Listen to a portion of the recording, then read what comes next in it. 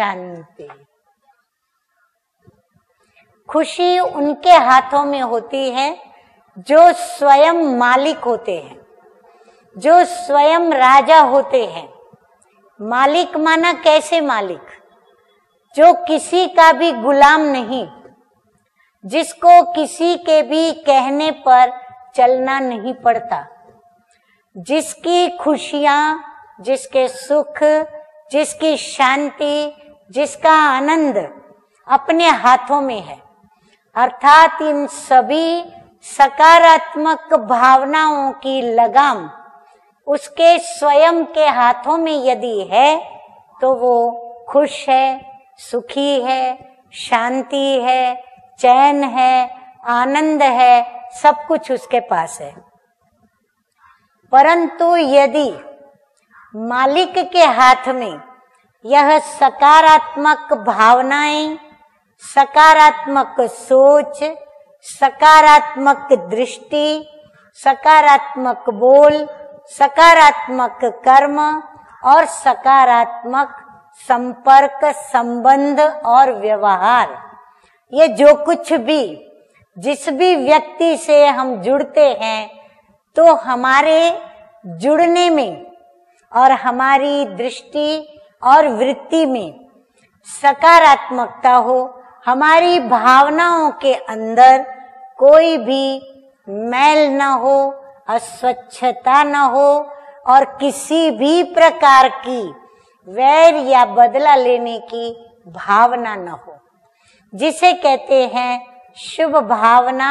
और शुभ वृत्ति, शुभ दृष्टि और शुभ वृत्ति, शुभ दृष्टि के आधार पर हमारी शुभ कामनाएं सर्व के प्रति एक हवा की तरह बहती रहे और हरेक को वो स्पर्श करती रहे, हरेक को हमारे गुणों की सुगंध उनके दिलों को, दिमागों को और उनके जीवन को महकाती रहे, सुगंधित करती रहे। ऐसा हर कोई अपने जीवन के अंदर चाहता है। परंतु ये तब ही हो सकता जब मालिक बन करके हर बात की लगाम मालिक के हाथ में हो, या फिर वह अपनी पूर्ण इस शरीर की स्थूल कर्मेंद्रियां या फिर आत्मा की सूक्ष्म कर्मेंद्रियां, मन, बुद्धि और संस्कार अर्थात स्वभाव, सोचना और करने की वृत्ति, क्रियात्मकता यानी वह ऊर्जा, जो ऊर्जा हमारी कर्मेंद्रियों को क्रियात्मक करती है, तो सूक्ष्म कर्मेंद्रियां और स्थूल कर्मेंद्रियां दोनों ही कर्मेंद्रियां हमारे वश में हो। हमारे वश में होने का यही मतलब होता है कि मैं जो चाहूं, मैं जब चाहूं, मैं जैसा चाहूं, मैं जिस प्रकार चाहूं, मैं जिस व्यक्ति के प्रति चाहूं और मैं उस व्यक्ति से जो फल चाहूं, जो मेरी आशा है वो फलीभूत हो, मैं उसमें सफलता को प्राप्त करूं। कहने की बात नहीं, संशय की भी बात नहीं, क्योंकि ये सब वही व्यक्ति सिद्धि को प्राप्त कर सकता है जिसकी वृत्ति के अंदर शुभ भावना और शुभ कामना सकारात्मकता के आधार पर, पवित्रता के आधार पर, स्वच्छता के आधार पर और गुणों की श्रेष्ठता के आधार पर और शक्तियों की विधि पूर्वक की सिद्धि के आधार पर उसके जीवन में उसे प्राप्त होती है। यदि ये सर्व गुण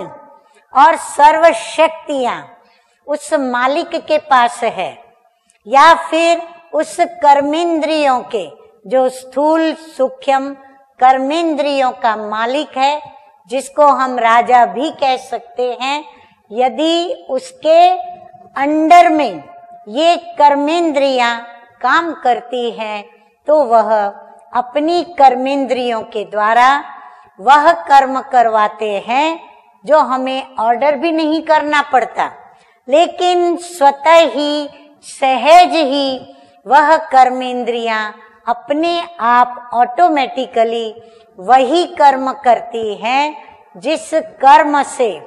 सभी को सुख की प्राप्ति होती है, शांति की प्राप्ति होती है, आनंद की प्राप्ति होती है और हमारे स्वच्छ मन, पवित्र मन, शुद्ध मन,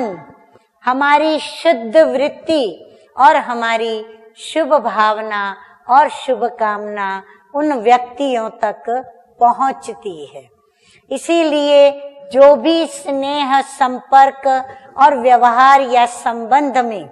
व्यक्ति आती है वो आकर्षित तो रहती ही है, लेकिन जो अन्य व्यक्तियां जो स्नेह, संबंध, संपर्क और व्यवहार में नहीं भी हैं, उन्हें दूर से भी उनकी आकर्षण स्वतः ही होती है, स्वाभाविक ही होती है। और ऐसा आकर्षण मूर्त है श्री कृष्ण। कृष्ण नाम का अर्थ होता है आकर्षण करने वाला। जो सर्व को आकर्षित करता है वह है कृष्ण। और कृष्ण है सर्व गुण संपन्न और संपूर्ण निर्विकारी अर्थात पवित्र। और पवित्र को ही सदैव पूजा जाता है, पूज्य माना जाता है और उस मान्यता के आधार पर उसका मान, सम्मान, श्रद्धा और उनकी पूजा, न सिर्फ इतना ही लेकिन उनके लिए भव्य मंदिरों का निर्माण किया जाता है और उन मंदिरों के अंदर विधि पूर्वक ब्राह्मणों के द्वारा विधिवत उनकी वहां पर स्थापना की जाती है और स्थापना करने के पश्चात उनकी आराधना की जाती है, प्रार्थनाएं वहां पर होती हैं, साधनाएं वहां पर होती हैं, आरती होती है, पूजन होता है और भक्तगण भी उस मंदिर में प्रवेश करके और उन देवी देवताओं को अपना इष्ट मानकर अर्थात उनमें अपने भगवान को मानकर या अपने भगवान को समझकर अर्थात जो परम पिता परमात्मा सर्व आत्माओं के पिता हैं, जिसको ईश्वर, भगवान, खुदा, अल्लाह अनेक नाम से सभी अपनी अपनी भाषाओं में पुकारते हैं, उस भगवान को इन देवी देवताओं में उसके रूप को समझकर और याद करते हैं और याद करते हुए उनके मंदिरों में जाते हैं। क्योंकि परमपिता परमात्मा सर्व आत्माओं की मनोकामनाओं को पूर्ण करने वाले इष्ट देवताओं के भी ईश हैं। जैसे गुरु नाम गुरु, गुरुओं के भी वो सतगुरु हैं, माताओं की वह माता है, पिताओं का वह पिता है, गुरुओं का वह गुरु है। ऐसे ही वो सर्व इष्ट देवी देवताओं के बनाने वाले, उन देवी देवताओं की रचना के रचयिता अर्थात उनके भी माता पिता, उनको भी घड़ने वाले, उनको भी बनाने वाले वह है परम प्रिय परम पिता परमात्मा, जो कि हम मनुष्य आत्माओं की तरह जिनका आकार नहीं, जिनका इन सर्व इष्ट देवी देवताओं जैसा आकार नहीं, चाहे वो श्री राधे कृष्ण क्यों न हो, चाहे वो श्री राम सीता क्यों न हो, चाहे वो देवियां जो अनेक नाम से गाई पूजी जाती हैं, या अनेक अन्य देवताएं या कुल देवियां जो होती हैं वो क्यों न हो, लेकिन उनमें से किसी के भी जैसा उनका आकार नहीं, तो साकार और आकार की भेंट में उसे निराकार कहा गया है। अर्थात उसका एक अपना स्वरूप है और वह स्वरूप एक प्रकाशित एक बिंदु है। जिस प्रकाशित बिंदु का ओजस जो है, उसकी जो प्रकाश की आभा है, वो है हजारों कोटि सूर्यों से भी प्रखर तेज है। परंतु वह तेज हम सहन न कर सके ऐसा नहीं है, लेकिन वह तेज बड़ा शीतल है, बड़ा आकर्षित करने वाला है और वह तेज हम सर्व आत्माओं को अपनी ओर खींचने वाला है। और यही कारण है कि हम आत्मा इस शरीर के अंदर प्रकाशित स्वरूप में, चैतन्य स्वरूप में होते हुए भी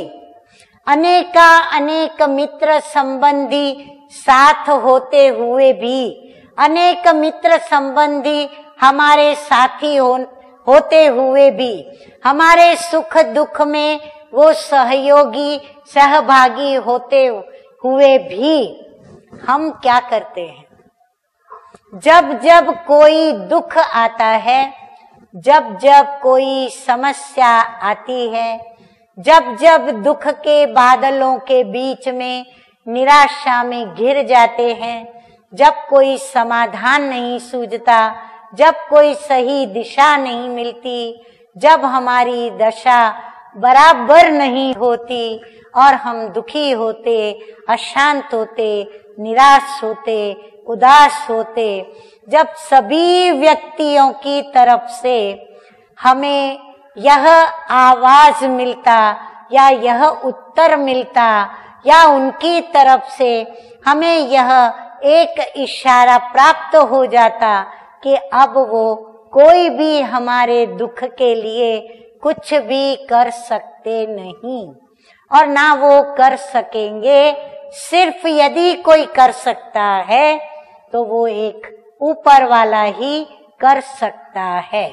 और साथ साथ ऊपर वाला भी तब करता जब हमने कोई ऐसे पुण्य कमाए हैं और हमने यदि दुआएं किसी की ली हैं तो वो दुआओं का चौपड़ा हमारा वो प्रभु के आगे खुलता है और वो दुआओं का बदला हमें उस समय हमारी उस समस्या का समाधान करने में हमें मदद मिलती है। इसीलिए कहा जाता है कि जीवन को जियो जरूर, उम्र को मत व्यतीत करो, लेकिन उम्र के साथ साथ जीवन कैसा जिया उसकी और भी स्वयं को देखो। और क्या देखें कि जीवन में जो भी कर्म, जब से हमको अच्छे कर्म और बुरे कर्म की समझ आई है, जब से हमें दुख देना क्या और सुख देना क्या इसकी समझ मिली हो, जब से हमें पाप क्या पुण्य क्या इसकी समझ मिली हो,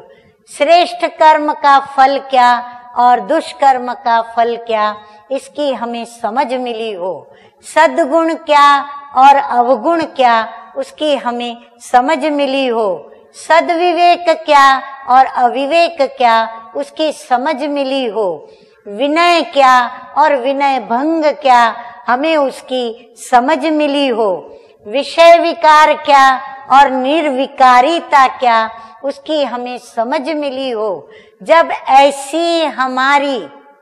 दिव्य बुद्धि हो, जब हमारा मन ऐसा दिव्य बने और जब हम अपने स्वभाव में उस प्रभु को प्रिय करें, भले स्वभाव संस्कारों में हमें अनेक व्यक्ति प्रिय हो, परंतु उन सभी प्रिय व्यक्तियों से कुछ ऊपर वह परम पिता परमात्मा जो मुझे इस शरीर की भ्रुकुटी के बीच बैठी हुई मैं आत्मा जो कि एक लाइट स्वरूप हूँ, एक दीपक की ज्योत स्वरूप हूँ, एक प्रकाशित बिंदु स्वरूप हूँ, एक चमकती हुई सितारा के स्वरूप हूँ। जब मैं उसको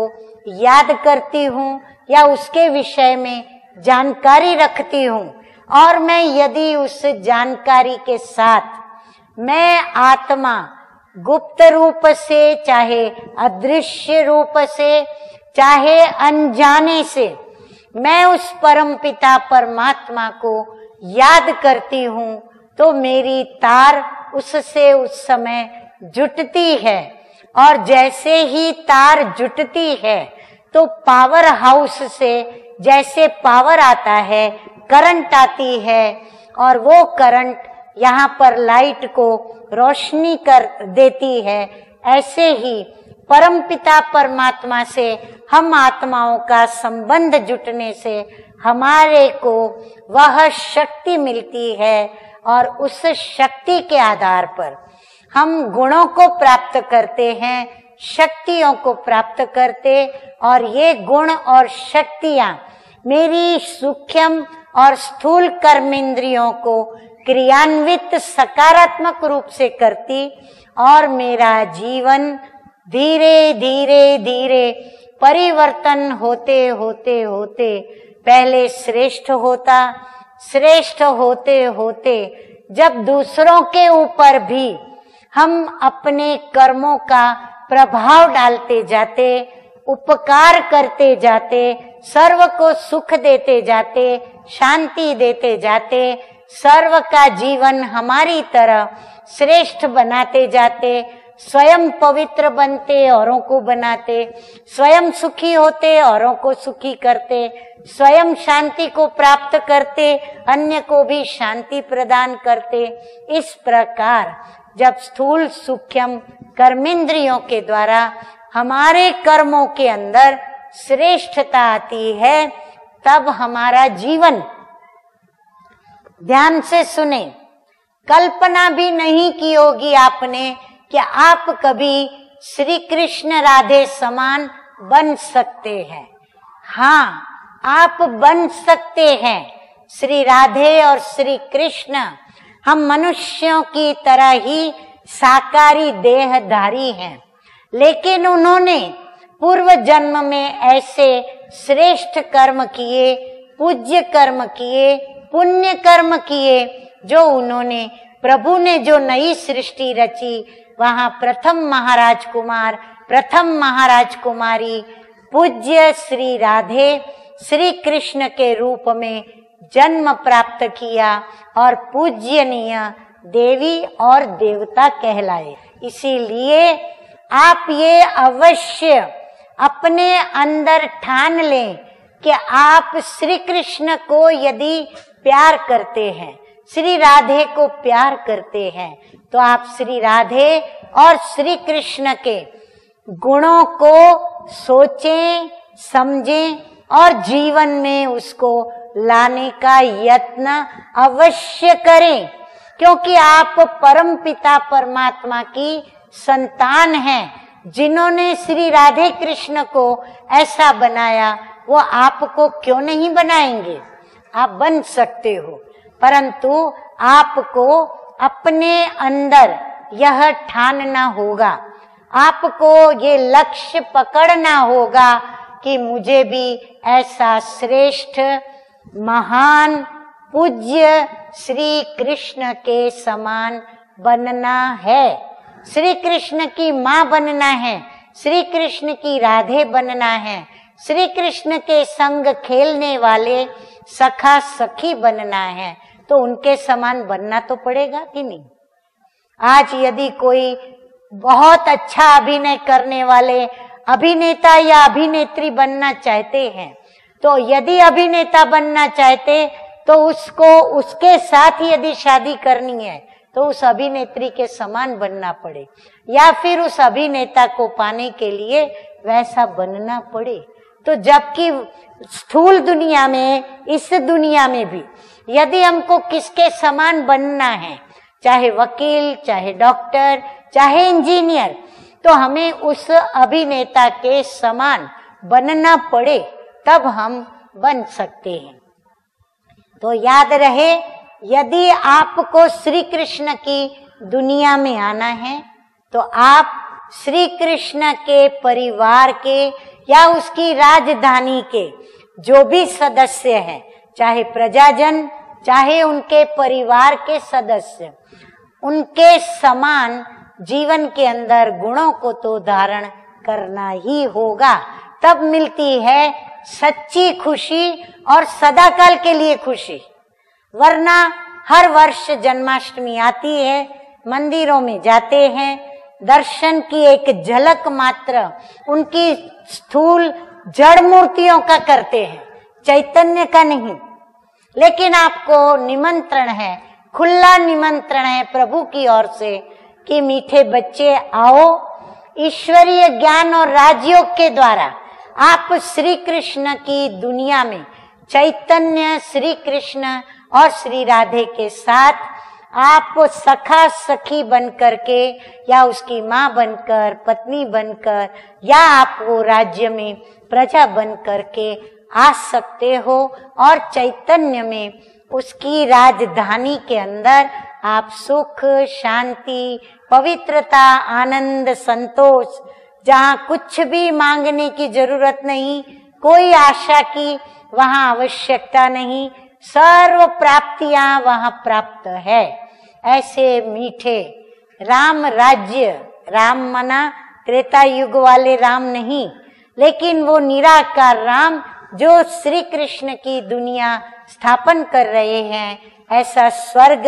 राम राज्य, उसके अंदर आप आ सकते हैं। आशा करती हूँ आज जन्माष्टमी के इस पावन पर्व पर कोई ना कोई विशेष गुण को धारण करने का आप अवश्य ही प्रतिज्ञा करेंगे और आज से लेकर और अभी से लेकर के उस प्रतिज्ञा का पालन करना भी आप शुरू करेंगे। अतः आप सभी को फिर से शुभ कामना और शुभ भावना आपके प्रति करते हुए आप सभी को फिर से बार बार शत शत बार श्री कृष्ण जन्माष्टमी की बहुत बहुत बधाई हो, बधाई हो, बधाई हो। ओम शांति।